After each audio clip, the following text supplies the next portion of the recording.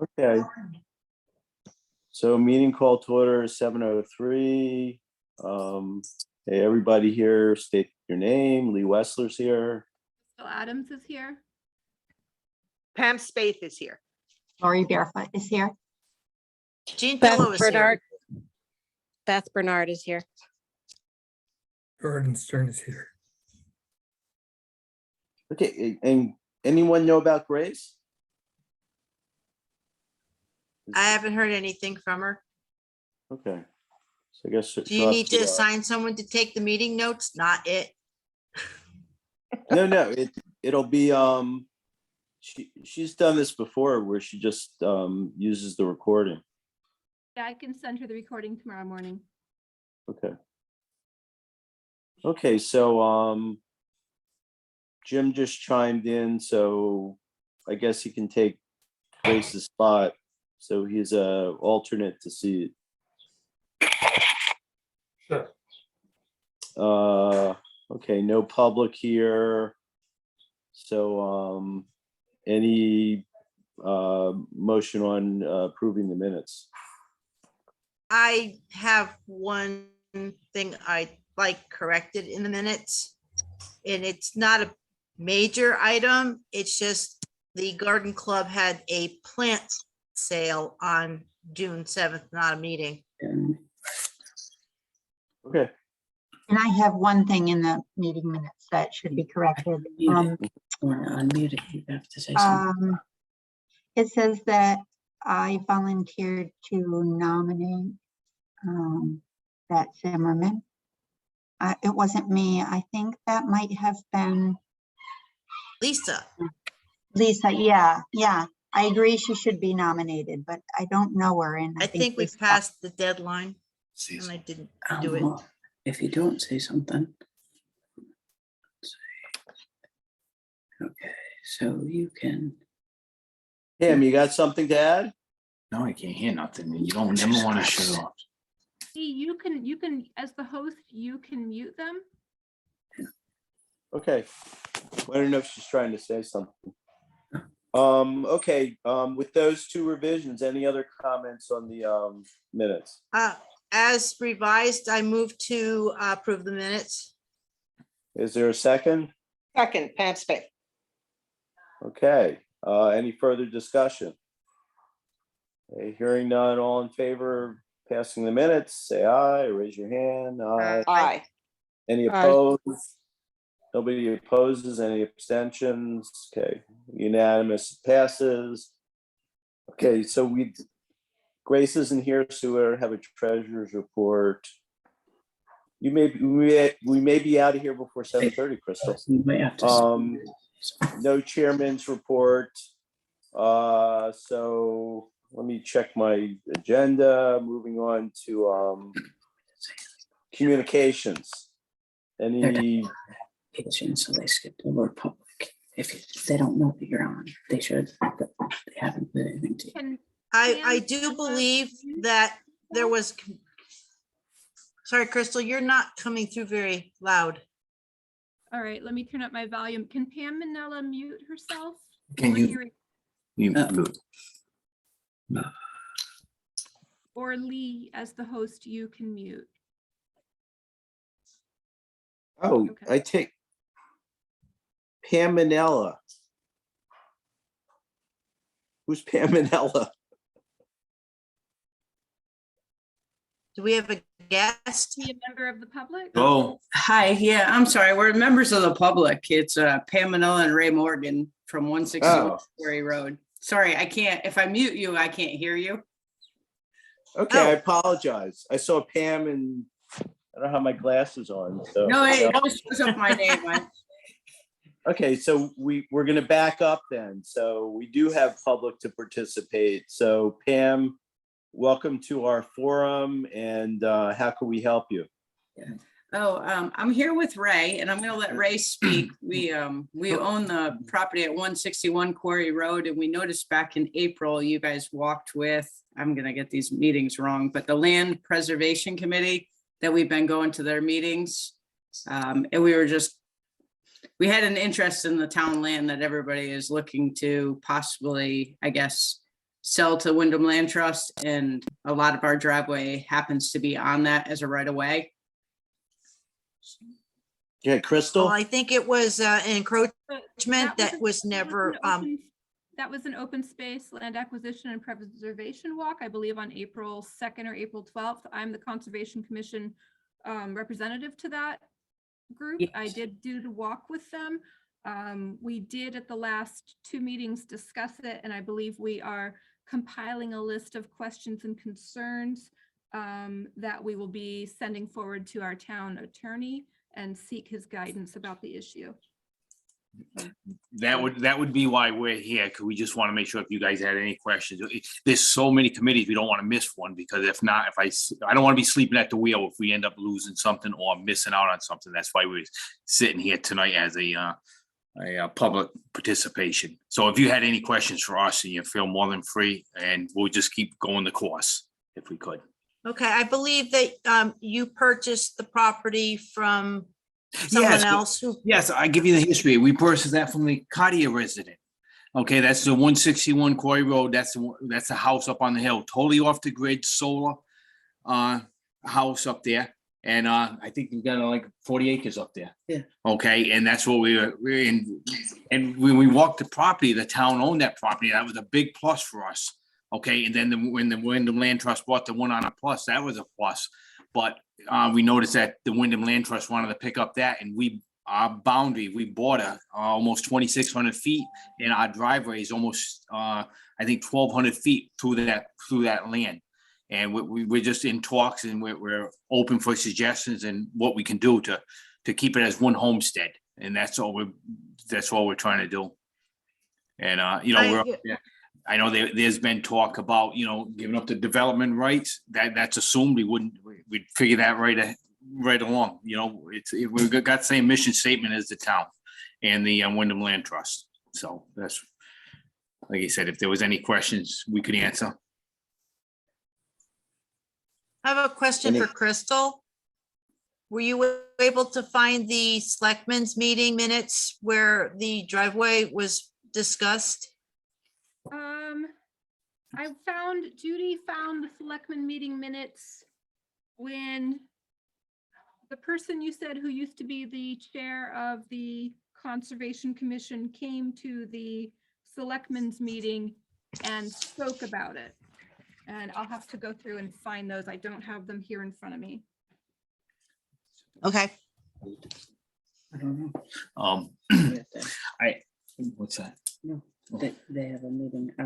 Do you know when that, Jean, do you know when that meeting was? Was that this year, or Crystal, was that this year that they went to the selectmen meeting to talk about the driveway? no, it was, we came up with a date.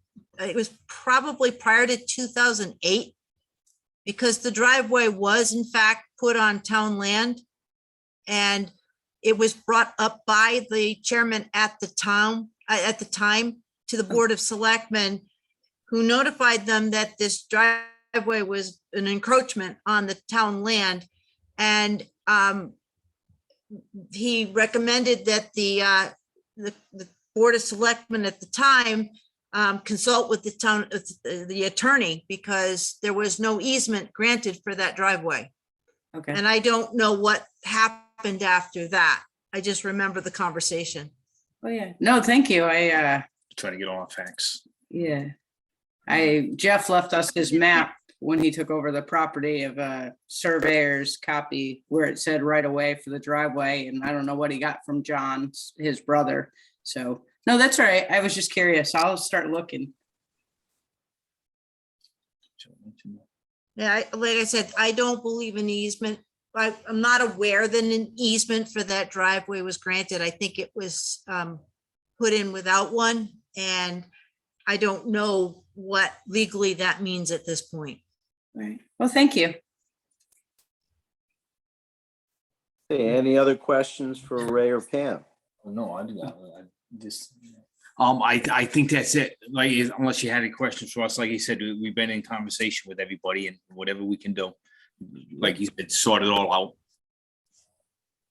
Okay, well, thank you Okay. for I- the information. Thank Yeah, you. Good I luck. thank you for listening. Thank you. Have a good night.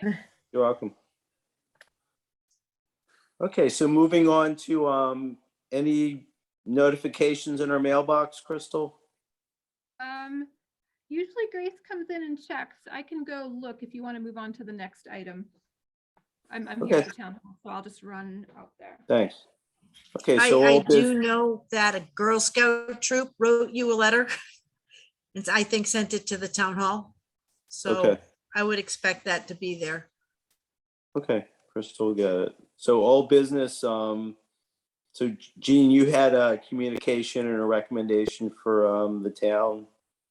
For the, Yes, you were contacted by the building office clerk or the zoning enforcement, I'm sorry, zoning enforcement agent about what she felt might be a encroachment on an easement, and asked our opinion, like, what do we do if that happens?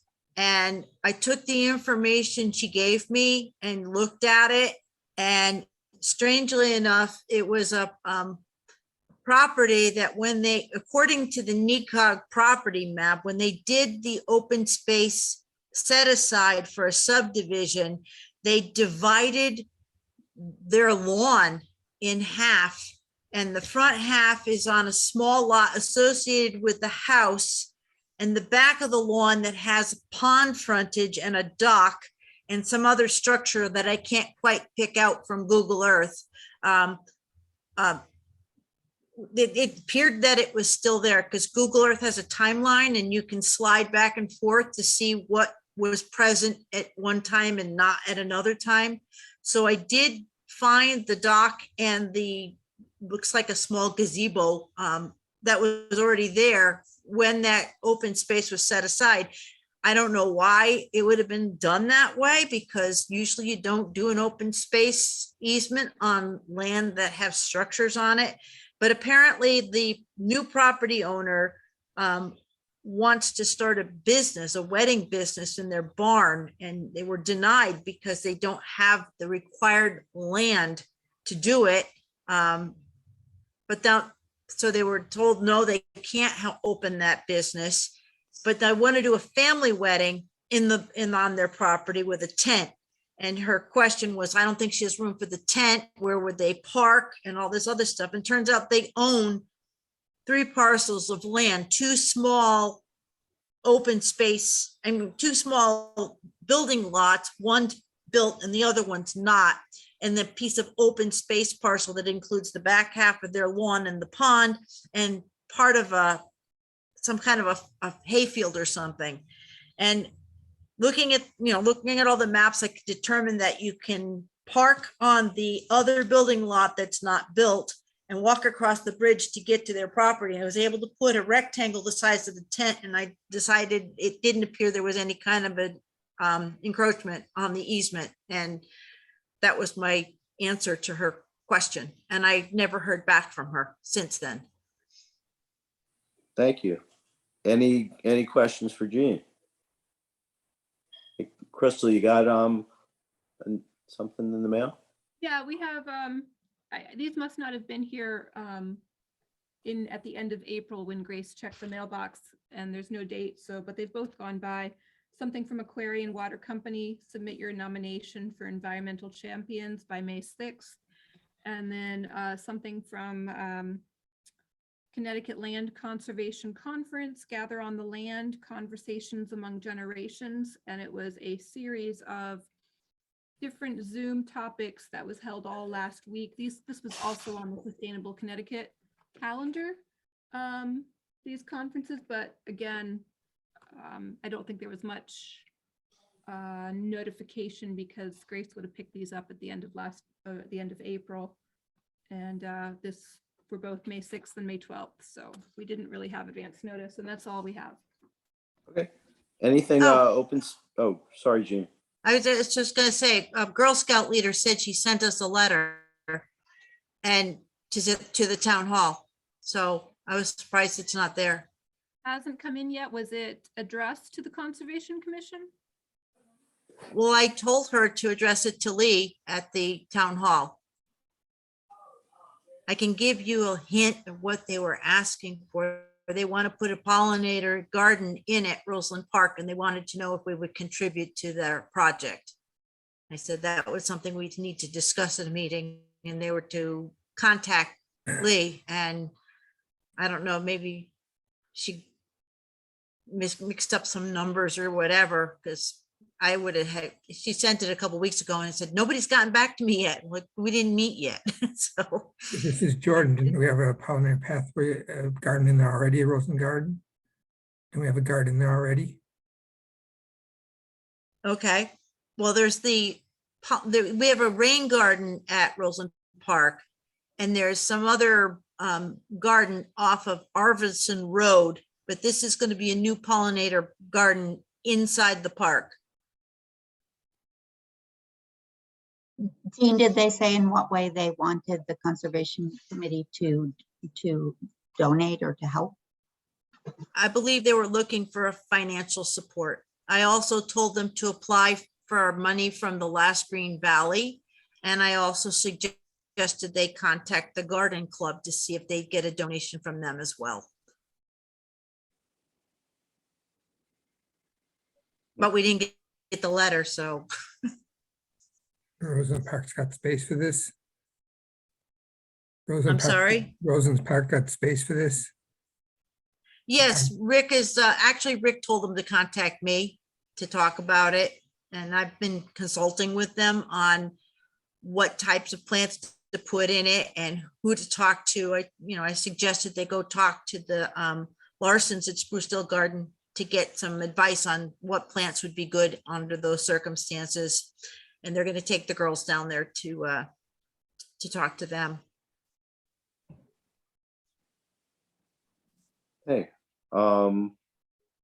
Crystal, open space? Right, so I attended the April 14th meeting. I also attended the April 2nd walk. The April 14th meeting I attended via phone because I had COVID. But I do remember that Ray Morgan was there and talking about the Wyndham Land Trust expressing interest in purchasing that town-owned land, and he was also expressing interest if he'd like to be considered as a potential buyer. He stated he would comply with any and all land use restrictions or conservation easements. I was in Washington, D.C. on the day of the May meeting, May 12th. I did contact Cynthia Mortimer, our alternate, but she was unable to make it. So I was going to try to call in, but I ended up still being on the metro and not having service at that time. I wasn't back in the hotel yet, so I missed it. But I believe that this question was also discussed, and I know they were gathering a list of questions and concerns to put forward to Rich Roberts, our town council, about the selling of town-owned land and what that, if that's something they should support or not support. That's not traditionally something that the town does. So they had some questions and concerns, and we're going to seek counsel before making any sort of decision or recommendation. And that is where it was left, as far as I know. This is Beth. Just, the selling of town land to private individuals is, in my eyes, is very different from selling to a nonprofit entity. So yeah, I'm concerned about that in a way, but There's a I'm lot to waiting. consider, and I'm happy to share our questions and answers when we have that back. Okay, great, thank you. Crystal, can we request a joint meeting, or at least be notified when the next meeting is, so we can perhaps be at the same table? The next meeting is on the town calendar. It's the second Thursday. You're always invited. So I believe the next meeting would be June 9th. Booked. I'm sorry, did you hear me? You cut out. I said I'm She heard booked. you. Yeah. Any Sorry, other I'm leaning questions forward for- because I'm having a hard time hearing Crystal. Any other questions for Crystal? P and Z, nothing pertaining to us, the last two meetings. Gene, you see anything? Are you getting the links? I just got an email today that I noticed for the first time and haven't opened it to look to see what's on the agenda. Okay. So, I mean, I do check my email and I did get something, but I didn't look at it. Okay, well, I didn't see anything important. Has anybody looked over the affordable housing plan? I attended some of the P and Z meetings where Delia presented it. And I know the link to it is on the town website, I believe on the P and Z page. Is this something the development review group should look over and like just look over and say yes, this or no? I mean, we can't change it, but I mean, we could say it fits with our open space goals or not, you know. Yeah, Kinda it's on the thing. website. You're welcome to review it. Yeah, I mean, I'd leave that up to you, Gene. You're the, you run that subcommittee. Is it too Oh. late for that, Gene? Are they still taking comments, Crystal? I know they were gonna have a public hearing, I thought. I believe it's been all put together and presented. It had to be done, I believe, by June 1st or July 1st. And the Okay, well, the finished report is on the town website. okay, thank you. Yeah, Jeff Gordon in the front cover of the Villager saying how they did it. Right. Okay, so let me look at the agenda. Stewardship, anything stewardship wise? Yeah, I don't have much, unfortunately. I'm super busy lately this spring. So yeah, that's it for me. Okay, pollinator pathway. Pollinator pathway, again, I'm a consultant for a Girl Scout troop that wants to put in a pollinator garden at Roseland Park. And they sent me some preliminary plans and I told them reasons why they needed to change them. And Rick Harless was like very grateful for my input because he agreed 100% with what I said. They were going to put in, they got a sample garden and they were going to put in goldenrod. I'm like, no, and don't use annuals because somebody has to keep them planted every year. So they're still working on it. At the plant sale on May 7th, I tabled the pollinator pathway trifold so people could see it while they were waiting in the line to buy their plants. And all the handout materials I brought were gone at the end of the day, plus all the posters, pollinator posters I brought were also gone. And people were very grateful to have that information. That's all I have for now. Hey, Jean, this is Beth. Yes. If the Girl Scout group goes through that and they end up needing like a random native plant that they can't find, because I know they're hard to find, Goodwin is having its plant sale starting June 4th, and they're all, you know, lots of different natives grown in our gardens. So I'll just plug that one. Nice. Yeah, I will. I'd be happy to look up, see if we're selling something for you guys or whatever. Oh, that's good to know. I mean, it's very hard to find native plants. Yeah, exactly. So yes, butterfly Exactly. bush was on their list. I'm like, Yeah. So, excuse me. Yeah, I'm happy to help if they're looking for something. okay, great. Hey, Crystal, Sustainable Connecticut. So on May 18th, they had a workshop on an invasive plant found in the Connecticut River, and Jean probably knows if it's found elsewhere, but called hydrilla. On June 3rd, they're having a workshop on heat waves and drought and affecting, like, can New England weather this, to handle this kind of weather we're seeing. They have various brownfield classes like all the time. And as I said before with the flyer that arrived late, last week, they had that whole week-long classes on conservation through the generations. This week, the 24th and the 26th, they have workshops on communities and climate change. There's a lot that they offer. You just need to, if you have an interest, whether it's with forestry or invasives or conservation or brownfields, the website is there, sustainablect.org, and you can go learn more about it. And then, bring that knowledge to the community in a way that will, count towards points. Crystal, Any- when they any- send the information out, do they send it via email?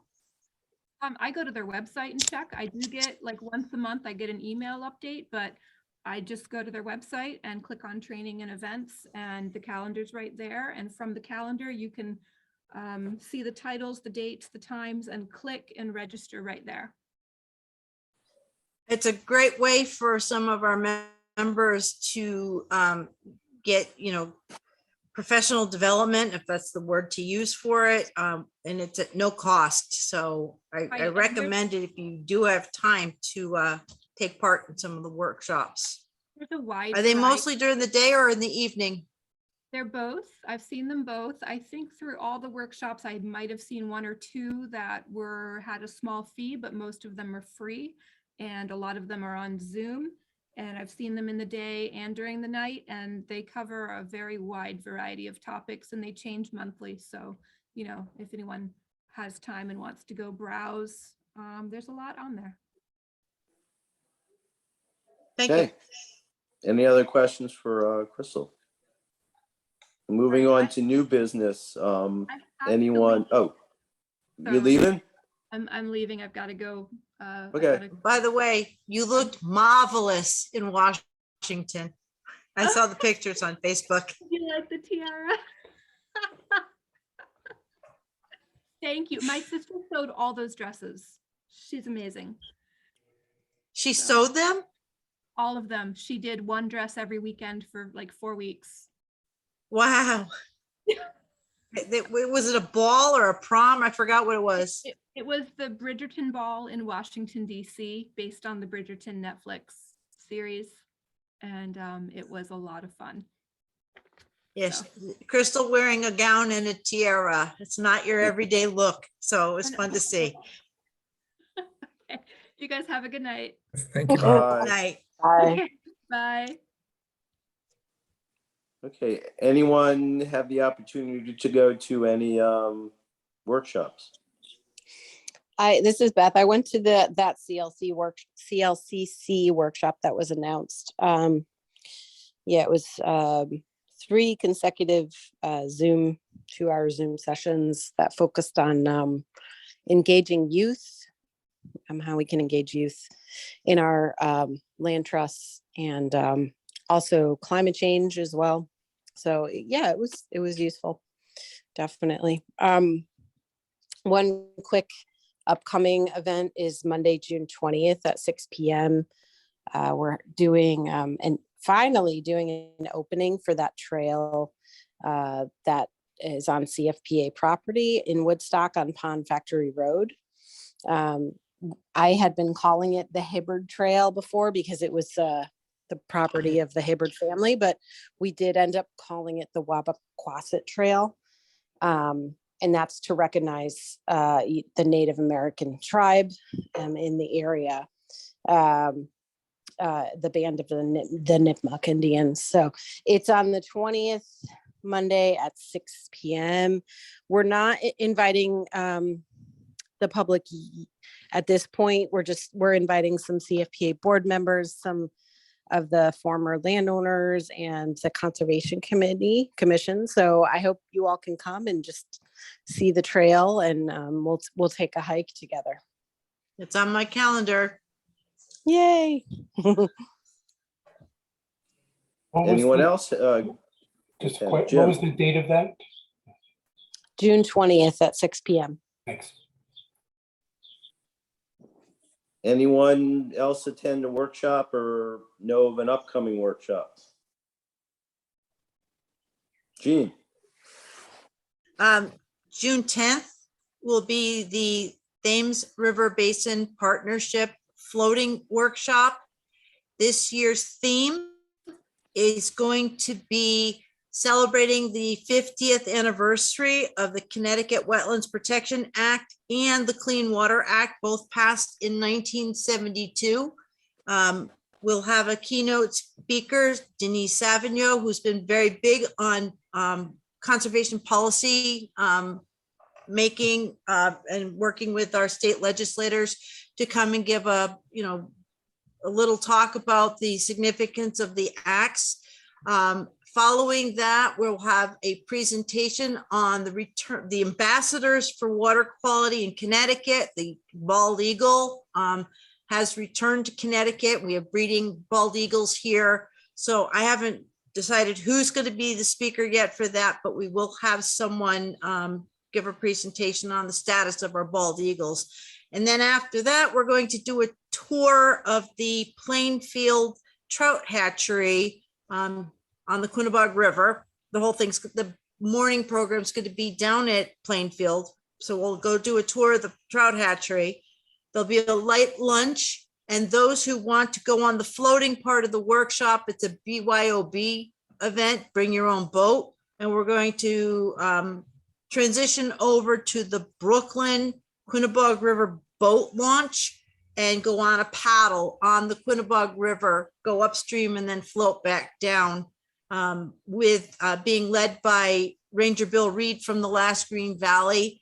And I'm hoping to connect with a Native American educator who can talk about the river systems and their importance to our First Americans, because we're celebrating our rivers. And so that's June 10th, and I have not set the price yet because I'm still working out those details. But if you want to get more information, make sure you let me know, and I'll probably ping you all with an email when the workshop information is finalized. Jean, I am interested in that. And what's the timing on that? We'll probably, I'm thinking maybe 9:30, 10 o'clock in the morning on Friday to start. Well, maybe it might be earlier. Again, it might be between 9 and 10 we're going to start. Then we'll do the lunch, and then at the paddle part will be starting maybe 1:30, and we'll go out for an hour or two on the Quinnebog River. It'll be really, hopefully the weather will cooperate with us. okay, any other workshops?